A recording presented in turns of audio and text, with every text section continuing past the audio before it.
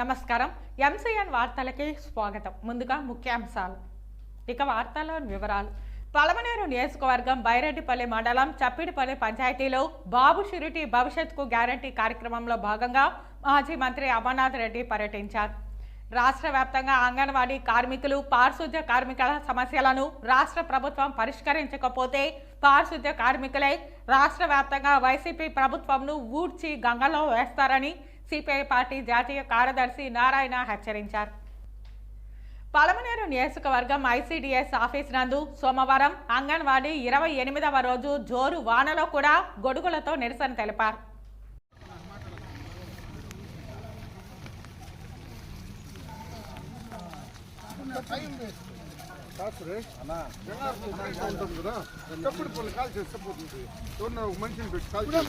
ఈ సందర్భంగా గ్రామస్తులు, పార్టీ శ్రేణులు ఆయనకు ఘన స్వాగతం పలికారు. వర్షం కురుస్తున్న ఇంటింటికి తిరిగి తెలుగుదేశం పార్టీ ప్రకటించిన మినీ మేనిఫెస్టోను ప్రజలకు కూలంకషంగా వివరించడంతో పాటు గతంలో తెదేపా హయాంలో జరిగిన అభివృద్ధిని వివరిస్తూ రాబోయే కాలంలో అధికారం కట్టబెడితే ఖచ్చితంగా మరింత అభివృద్ధి చేసి చూపిస్తామని హామీ ఇచ్చారు. ఈ కార్యక్రమంలో టీడీపీ బైరెడ్డిపల్లి పార్టీ మండల అధ్యక్షుడు కిషోర్ గౌడ్ తదితర ముఖ్య నాయకులు, పార్టీ శ్రేణులు పాల్గొన్నారు. బాబు బాబు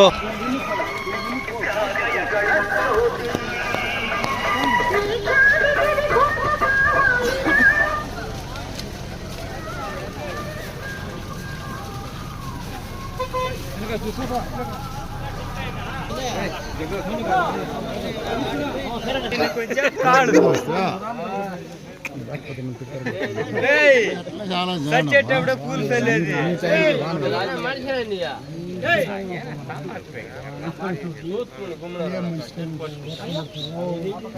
చెక్కు చెక్కు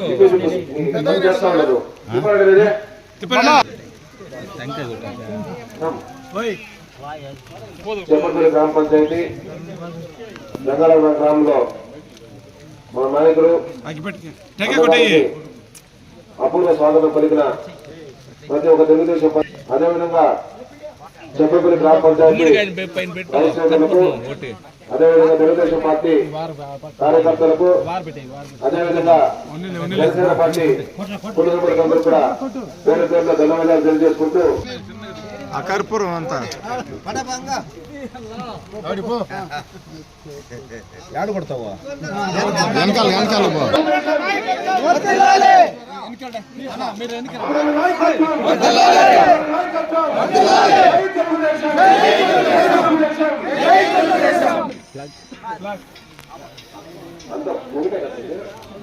అదే అదేలే అదే అదే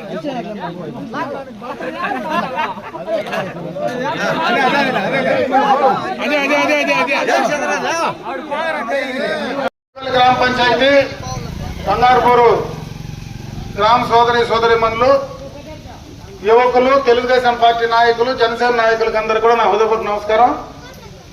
ఈరోజు ఇంటింటి తెలుగుదేశం పార్టీ కార్యక్రమంలో ఈ గ్రామానికి వచ్చిన సందర్భంలో ఈ గ్రామ మహిళలు కావచ్చు, యువకులు కావచ్చు, గ్రామస్తులు కావచ్చు, మీరందరూ చూపినటువంటి ఆదరణకు మనస్ఫూర్తిగా కూడా నా చేతులెత్తి నమస్కారాలు తెలియజేసుకుంటున్నా.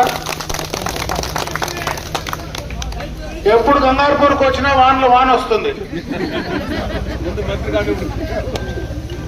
మంచిదే కదా సార్. ముందు కూడా వర్షం పడితే బాగుంటాము. మొట్టమొదటిగా మంత్రి ఈ ఊరులోకి వచ్చినప్పుడు వర్షం పడింది, ఆ రేకుల షెడ్డే. మళ్ళా ఈరోజు మంచి కాలం వస్తుందనడానికి నిదర్శనం వరుణ్ దేవుడే. ముఖ్యంగా గంగారపూర్ అంటే తెలుగుదేశం పార్టీ కంచుకోట. ఈ రోజు నుంచి కాదు, పార్టీ పెట్టిన నాటి నుంచి ఈ గ్రామంలో తెలుగుదేశం పార్టీకి బ్రహ్మాండంగా కూడా ఆదరించినటువంటి సందర్భాన్ని ఒకసారి గుర్తు చేస్తా ఉన్నా. మధ్యలో కొంత ఇబ్బందులైనా మళ్ళీ ఈరోజు గంగారపూర్లో మీరందరూ ఇంత స్వచ్ఛందంగా వచ్చి తెలుగుదేశం పార్టీని మళ్ళీ మేము ఆదరిస్తామని ఇంతమంది ఇక్కడికి రావడానికి రేపు ఖచ్చితంగా మళ్ళా చంద్రబాబు నాయుడు గారు ముఖ్యమంత్రి కావడంలో సందేహం లేదని చెప్పి తెలియజేసుకుంటా ఉన్నా. మౌలికమైనటువంటి సదుపాయాలన్నీ గత తెలుగుదేశం ప్రభుత్వ హయాంలోనే జరిగాయి. ముఖ్యంగా ఎప్పటి నుంచినో మనకు ఎగదాలు ఉండేటువంటి ఆ జాగాలు కావాలని నేను ఇక్కడికి వచ్చినప్పుడు మీరు అందరూ చెప్పిన తర్వాత చింతమూర్ల కింద అప్పుడే సర్వే చేసి అవన్నీ కూడా క్లియర్ చేస్తే ప్రభుత్వం మారిన తర్వాత అవి ఇంకా కొంత పెండింగ్ ఉన్నాయి. ఆ రోజు నీళ్లు సౌకర్యం లేదంటే ఇక్కడి నుంచి బోర్ వేసి అక్కడ నీళ్లు కూడా ఇచ్చినటువంటి సందర్భాన్ని ఒకసారి గుర్తు చేస్తా ఉన్నా. అదే కాకుండా దానికి సంబంధించి రోడ్డు కూడా మీరు కావాలని పదే పదే కూడా కోరుతూ ఉన్నారు. ఈరోజు ఎప్పుడు మళ్ళా మనకు ప్రభుత్వం ఖచ్చితంగా కూడా వస్తుంది, మంచి అవకాశాలు వస్తాయి. ఖచ్చితంగా మిగిలిపోయిన కార్యక్రమాలన్నీ పూర్తి చేసి మీకు ఇస్తానని చెప్పి సందర్భంగా గ్రామస్తులందరూ కూడా తెలియజేసుకుంటా ఉన్నా. సంవత్సరంలో ఈ ప్రభుత్వం అధికారంలోకి వచ్చిన తర్వాత ఏమాత్రం అభివృద్ధి కార్యక్రమాలు అనేటివి ఎక్కడ కూడా గ్రామాల్లో లేవు. గత ప్రభుత్వంలో వేసినటువంటి ఎల్ఈడి లైట్లు బర్న్ అయితే కూడా వేసే పరిస్థితి ఈరోజు ఈ గ్రామ పంచాయతీలో ప్రభుత్వంలో లేదు. అదే కాకుండా అన్ని రకాలుగా కూడా రేట్లు విపరీతంగా పెంచేశారు. నిత్యావసర వస్తువులు ధరలు పెరిగినాయి, పెట్రోలు డీజిల్ గ్యాస్ ధరలు పెరిగినాయి, కరెంటు ఛార్జీలు పదే పదే పెంచినారు. ఈరోజు ఇండ్లు కొలతేసి ఉండే పెన్షన్లన్నీ కూడా గత ప్రభుత్వంలో ఇచ్చిన పెన్షన్లన్నీ కూడా తీసేసిన సందర్భం కూడా ఒకసారి గుర్తు చేస్తా ఉన్నా. అదే విధంగా దాన్ని ఎవరన్నా ప్రశ్నిస్తే వాళ్ళు బెదిరించి కేసులు పెట్టే తప్పించి కొత్తగా ఏ కార్యక్రమం చేసే పరిస్థితి లేదు. ఈరోజు చెత్తకు కూడా పనిచేసేటువంటి చెత్త ప్రభుత్వంగా జగన్ ప్రభుత్వం నిలిచిపోతుంది. మద్య నిషేధం చేస్తారని విపరీతంగా మంది ఎవడు కావాలంటే ఎక్కడ కావాలంటే అక్కడ బ్లాక్ షాపుల్లో దొరుకుతా ఉంది. అన్ని రకాలుగా కూడా ఈ ప్రభుత్వం పూర్తిగా విఫలమైంది. జగన్మోహన్ రెడ్డి ఈ రాష్ట్రానికి ముఖ్యంగా యువకులకు ఇక్కడ గ్రామంలో చదువుకునేటువంటి వాళ్ళు చాలా మంది ఉన్నారు, అమ్మాయిలు ఉన్నారు, అబ్బాయిలు ఉన్నారు. యువకుల భవిష్యత్తు పూర్తిగా కూడా నాశనం అయిపోయే ప్రమాదం ఈ జగన్ రెడ్డి పాలనలో ఉంది. ఆయన చెప్పిన మాటలు ఏవి నిలబెట్టుకోలే. అవన్నీ కూడా మనం సర్చ్ చేసుకోవాలంటే అనుభవం ఉండేటువంటి నాయకుడు చంద్రబాబు నాయుడు గారిని ఈ రాష్ట్రానికి ముఖ్యమంత్రి చేస్తే తప్పించి మనకు మన భవిష్యత్తుకు వేరే మార్గమే లేదని చెప్పి ప్రతి ఒక్కరికి కూడా తెలుసుకోమని చెప్పి సందర్భంగా కూడా మీ అందరికీ తెలియజేసుకుంటా ఉన్నా. ముఖ్యంగా చంద్రబాబు నాయుడు గారు ఏ తప్పు చేయకపోయినా ఈ ప్రభుత్వం మొండి విధానాల వల్ల, మూర్ఖ విధానాల వల్ల 55 రోజులు జైల్లో పెట్టారు. 76 సంవత్సరాల వయసు ఆయనకి. ఇప్పుడు తీసుకొచ్చి జైల్లో పెట్టి ఆయన హింసించే పరిస్థితి ఉంది. నిజంగా కూడా జగన్మోహన్ రెడ్డికి చిత్తశుద్ధి ఉంటే వాళ్ళ చిన్నాయిని ఎవరు చంపినారో దాన్ని కూడా తెలుసుకోవాలనేటువంటి ముఖ్యమంత్రిగా ఈరోజు ఆయన ఈ రాష్ట్ర చరిత్రలో నిలబడతాడు. కనీసం కూడా పుట్టిన చెల్లి కూడా నేను వదిలిన బాణం, నా అన్న వదిలిన బాణం అని ఆ బాణం మళ్ళీ తిరిగి ఆయన మీదకే వచ్చే పరిస్థితి ఈరోజు కనపడతా ఉంది. అంటే ఇంట్లో వాళ్ళు లేరు, ఈదులో వాళ్ళు లేరు, ఎమ్మెల్యేలు లేరు. ఈరోజు ప్రతి ఎమ్మెల్యే బయటకు వస్తా ఉన్నాడు. ఎవరికి ఇంటర్వ్యూలు లేవు, మంత్రులు లేరు. అంటే పూర్తిగా కూడా పాలనను గాడి తప్పించి నాశనం చేస్తా ఉన్నటువంటి పరిస్థితిని ఒకసారి గుర్తు చేసుకోమంటా ఉన్నా. అందుకే మీరందరూ ఎప్పుడు ఎన్నికలు జరిగినా తెలుగుదేశం పార్టీకి సైకిల్ గుర్తుకొని ఓట్లేసి మళ్ళీ ఒకసారి చంద్రబాబు నాయుడు గారిని ముఖ్యమంత్రిని చేయమని చెప్పి మిమ్మల్ని అందరినీ కూడా మనస్ఫూర్తిగా కోరుకుంటూ నాకు అవకాశం కల్పించినటువంటి గంగారపూర్ గ్రామస్తులకు, చప్పిడిపల్లి గ్రామ పంచాయతీ పెద్దలందరికీ కూడా నమస్కారాలు తెలియజేసుకుంటూ సెలవు తీసుకుంటున్నా. జై హింద్, జై తెలుగుదేశం, జై జనసేన.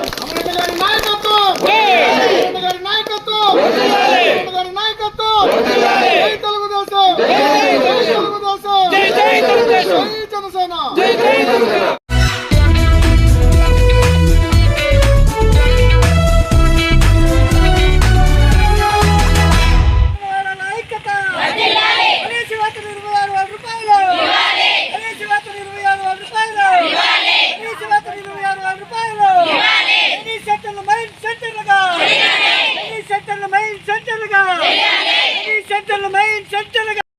పలమనేరు నియోజకవర్గం ఐసీడీఎస్ ఆఫీసు నందు సోమవారం జరిగిన సమావేశంలో అంగన్వాడీ వర్కర్లు హెల్పర్లు ఆఫీసు నందు జోరు వానలో కూడా గొడుగులతో నిరసన తెలిపారు. ఈ నిరసనకి సిఐటి జిల్లా ఉపాధ్యక్షుడు గిరిధర్ గుప్తా, సుబ్రహ్మణ్యం, ఐఎఫ్టియు లక్ష్మి, సమరశీల సరస్వతి అధ్యక్షత వహించారు.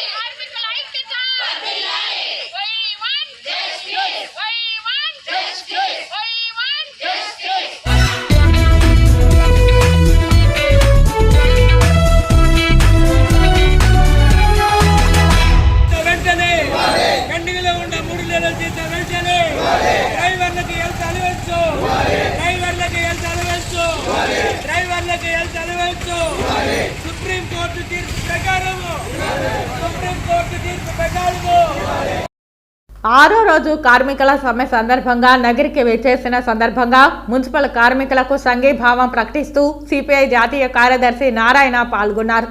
ఈ సందర్భంగా ఆయన మాట్లాడుతూ ఈరోజు రాష్ట్రంలో పారిశుద్ధ్య పనులు చేస్తూ ప్రజలను అనారోగ్యం నుంచి కాపాడేటువంటి కార్మికులు రోడ్డెక్కి తమ న్యాయమైన డిమాండ్లు పరిష్కరించి వేతనాలు పెంచాలని కోరితే ఈ ప్రభుత్వం నిమ్మకు నీరెత్తినట్టుగా ఉండడాన్ని తీవ్రంగా ఖండిస్తున్నానని అన్నారు. ఈరోజు రాష్ట్ర ప్రభుత్వం కార్మికులు చేస్తున్న ధర్నాకి స్పందించి న్యాయం చేయాలని, వేతనాలు పెంచాలని డిమాండ్ చేశారు.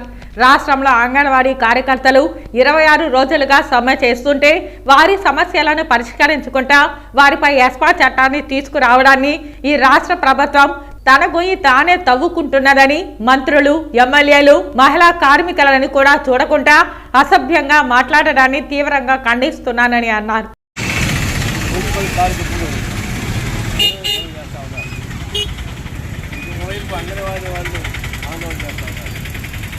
ఇదంతా కూడా బాగా జీవనాలు పనిచేసేది కాదు. ముఖ్యమంత్రి ఇంట్లో కుటుంబ సభ్యులు కూడా చేయలేని పని, వాళ్ళ పిల్లలు బాత్రూమ్ కూర్చొని మొదలుకొని అవన్నీ వీళ్ళు చేయడానికి పని ఇళ్లలో వీరికి చేరుతారు. అంత పని చేస్తుంటే వాళ్ళకి జీతాన్ని చేసి ఉంటాను అంతగా కాంట్రాక్ట్ మాత్రం బాగా ఇస్తున్నారు, బ్రహ్మాండంగా చేస్తున్నారు. ఐఏఎస్ అయితే బాగా తీసుకుంటున్నారు. కానీ ఎక్కడైతే పారిశుద్ధ్యం కావాలో, ఆరోగ్యం ఉండాలో అక్కడ పనిచేసే వాళ్ళకి జీతాలు ఇవ్వలేదు. సుప్రీంకోర్టు చెప్పింది మినిమం వేజ్ ఇవ్వమని. ఇక్కడ అదే దాన్ని చేస్తున్నాయి. కానీ వీళ్ళు అడిగేదే కొత్తగా ఉన్నాయి. సుప్రీంకోర్టు 26,000 చెప్పింది. ఇక్కడ కాంట్రాక్ట్ అది తగ్గిస్తారు, అదే ఉంటారు. జీతాలు పెరుగుతూ ఉన్నాయి. ఒకవేళ జీతాలు పెరుగుతున్నాయి, లంచాలు పెరుగుతున్నాయి. మరి నిజంగా కష్టంగా మాత్రం తీసుకుంటున్నాయి. నిజంగానే మున్సిపల్ కార్పొరేట్కి అన్యాయం చేస్తే మీరు తల్లికి గౌరవం చేస్తారు. మున్సిపల్ కార్పొరేట్ గౌరవం చేస్తే మీరు పిల్లలకు గౌరవం చేస్తారు. ఖచ్చితం ప్రజలు లేకపోతే మున్సిపల్ కార్మికులు ఏ విధంగా చర్చలు బయట పడేస్తారో గత వైద్య ప్రభుత్వం చెప్పబోతే బయట జాగ్రత్తలు ఫోటో ప్రెస్ పంచాయతీ